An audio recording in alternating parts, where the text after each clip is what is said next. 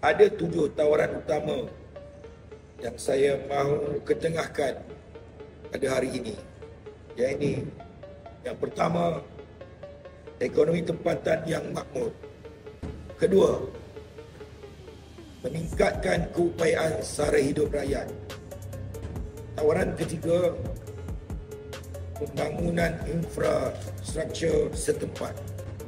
Keempat, agenda anak muda dan Tibet. Yang kelima, kita menawarkan bagi prihatin warga emas, wanita dan orang asli.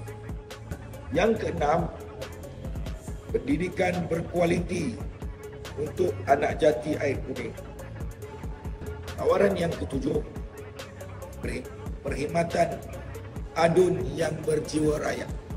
Manifesto ini bukan sekadar tawaran politik, tetapi ikrar, tanggungjawab dan komitmen saya untuk turun padang, memberikan sebaik-baik perkhidmatan, mendengar suara rakyat dan bekerja sedaya upaya demi memastikan setiap perkara yang dinyatakan dapat dilaksanakan dengan penuh tanggungjawab.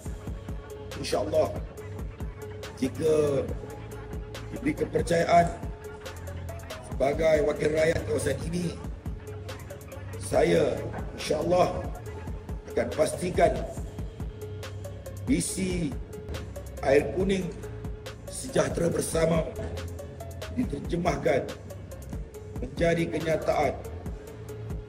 Saya mohon sokongan dan kepercayaan seluruh pengundi hidun air kuning untuk sama-sama menjayakannya. Sekian.